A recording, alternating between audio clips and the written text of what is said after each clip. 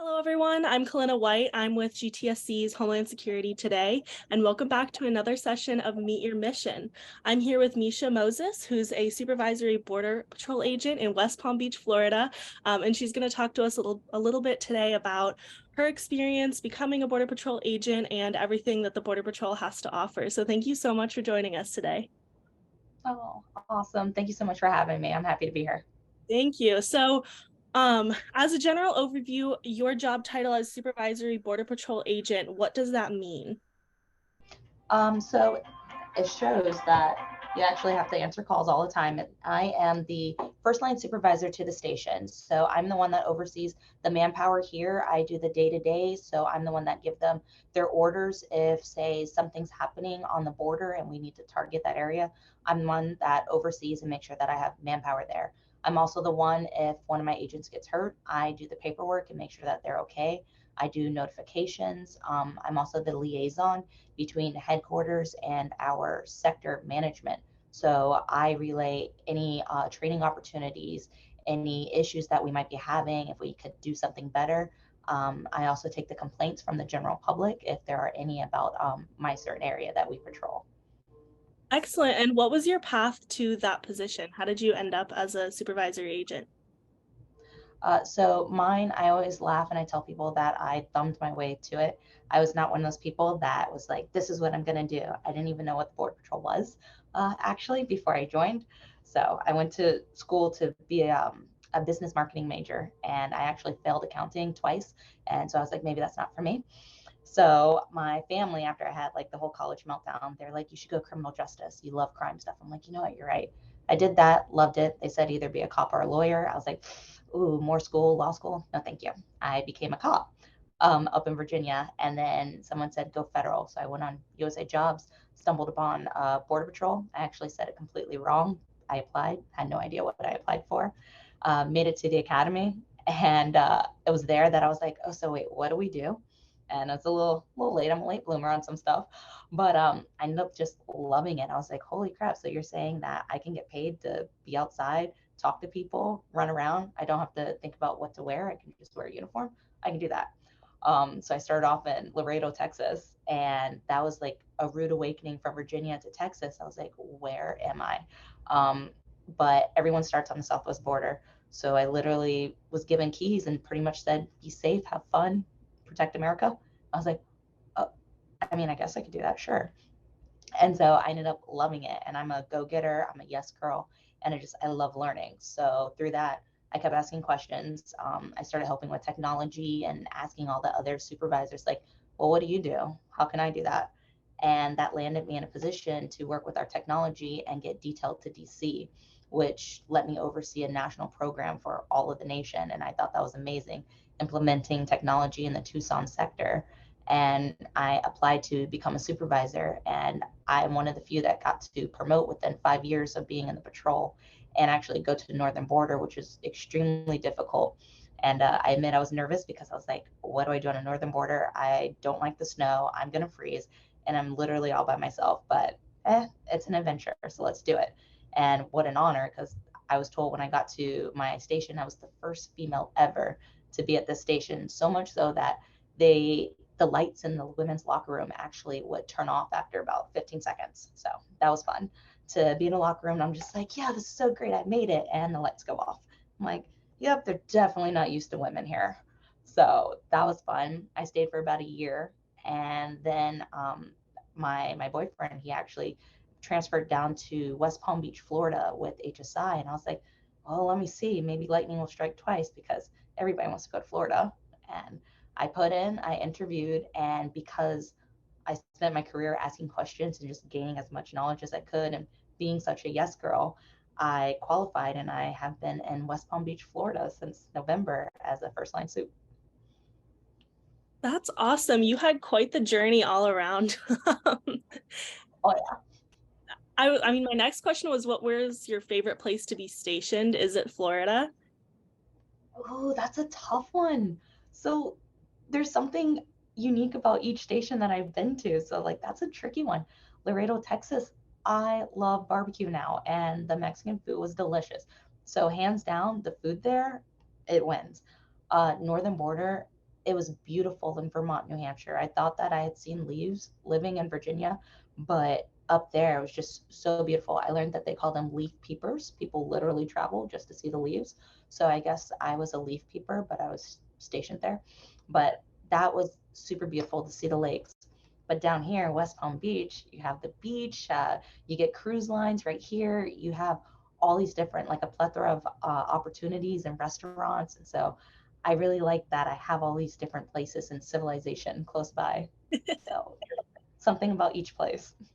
Yeah, I think that when people think Border Patrol, they think of the Southwest border, and that's kind of it. But we have so many areas and so many ports around the United States that it's really not just the desert that you're dealing with. Yeah, that's awesome. So you also dealt with so much within Border Patrol, from technology to management. What's your favorite part of your job? My favorite part, I have to say, it's recruiting and interacting with people, because I'm one of the national recruiters out here, and you never know who you're going to meet, what kind of interaction you're going to have, the stories that you're going to hear, and then the difference that you can actually make just in talking to somebody. And so I think that's one of the most rewarding positions I've had.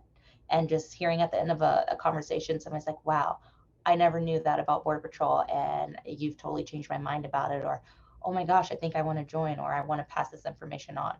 And in my mind, I'm like, really, all I did was just tell you about my day to day and my job. But okay, I'm happy that I made a difference. And then so much so that you actually want to join so that you can share the same stories that I'm saying. Holy moly, that's great. Is there one story in particular that always gets people's attention and they're like, oh my God, I want to join after hearing that? So there's one that tends to be a favorite, and the sad thing is it's an embarrassing story. And so it's truly how you never know what you're gonna get in the patrol and what like cool things you can do. So one of the sell points I always say, like, oh, Border Patrol, we have all the cool toys, ATVs, helicopters, boats. Well, this particular one is gonna deal with the helicopter. When I was in Laredo, I was a trainee and I was super excited. My FTO knew all I wanted to do was ride in a helicopter, but he had me going a certain direction. He's like, just look for a sign and just keep walking. I walked for miles and miles and miles, so much so that I actually got so far off course that the poor air marine officer that was up in the air was like, hey, your partner is a little off track. Maybe we should help her out and give her a lift. So they came all the way down, and I was just so excited that I was going to get in a helicopter. I didn't even care that it was because I was lost. And when they were calling on the radio and they were saying, hey, go on the driver's side, I was like, you want me to drive? And then they're saying, like, don't go towards the back. I was like, go to the back. And I was misunderstanding everything on the radio. Not my brightest moment. But they got me into the helicopter, and I was beyond excited. And I didn't know how to put my seatbelt on. So I looked like a little kid. I was just like, just buckle me in, please, please, please. And poor guy, he was such a good sport. He did. He buckled me all the way in. And then we were up in the air, and he was trying to ask me questions. And I was so excited. I tensed my legs up. And he's like, oh, be careful. You can tip the helicopter. I was like, oh my God. So I'm just not going to move anymore. And then once we got all the way down to the ground, I was like, okay, well, thank you so much. And I was excited to go tell my FTO that I finally checked this off my life goal list. Here, I got to ride in a helicopter. I tripped and fell out of the helicopter and embarrassed myself so badly. And then, of course, I have to be like super cool about it. Jumped up. I was like, I'm fine. Yeah, thank you so much. You have a great day. Closed the helicopter door, and I limped all the way to my FTO, but I was smiling. But it was so embarrassing. I was Oh like, I my cannot God. believe I just fell out of this helicopter, and my FTO and the other people are watching me. I was like, everyone just saw this. Like, I completely fell. You should have told them all it was your plan to ride in a helicopter, and that's why you got lost because you knew they have to come get you. I really should have. Like, I can't even make the story sound cool. Everyone's like, you're literally admitting that you got lost. I was like, I was so lost. I was like, I dropped out of Girl Scouts 3 times. I did not know what I was doing. And I just kept going. And like, thank gosh he picked me up, because I was like 5 miles off. And so it Well, was very embarrassing. I'm better now. yeah, and I mean, at least you got to ride in a helicopter. So, Exactly. It was a wonderful moment, truly embarrassing. And come to find out, the pilot remembered me, because like later on, I didn't remember what he looked like, but he's like, I remember you. I was like, oh, okay. He's like, you fell out of my helicopter. I was like, oh my. No, you got me confused with somebody else, clearly. Didn't have to remind you of it. That's kind of mean. Yeah, I was like, you could have just been like, you rode with me. You didn't have to feel like that fell. It's like, gee, thanks. Thank you so much. Oh my gosh. Well, do you have any advice for those entering the workforce? I mean, it sounds like you found your dream job. So any advice for those of us still looking? Yes, especially with us, don't give up and understand that it's so big. Like I've been in 7 years and I'm still learning everything that we have to offer. Like it sounds cliche, there's a place for everybody, but there literally is something within Border Patrol for everybody. If you don't like the outdoors, which I mean, I'm allergic to everything outside, well, I got into technology. I found different things I can do. I do the recruitment. I literally get paid to go around and tell stories about work. And so it's patience and then just keeping up and knowing that everything is recorded pretty much nowadays. And so trying to make sure like your actions, whether it's in an interview room or outside in social media, things like that, it all can play a part in getting the position and what you might do or who you might become within the Border Patrol or Customs and Border Protection. So that's a little bit. Do homework and don't give up and never give up on yourself. Don't doubt. You can do it all. And I think that's great life advice too, not just in your career. Oh, absolutely.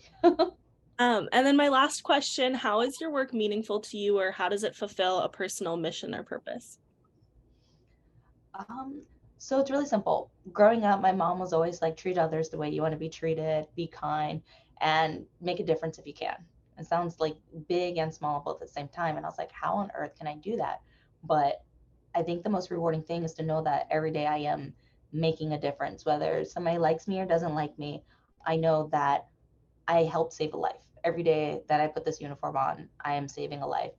And so I've done different rescue missions being in the patrol, and it's it's something that you just can't truly describe when you see the desperation and you know that you just saved somebody and they're so thankful. You're like, holy moly, just me being here made such a difference for you. And so that I think is the most meaningful part, being a life changer, making a difference in somebody's life and being the change that I always wanted to see growing up.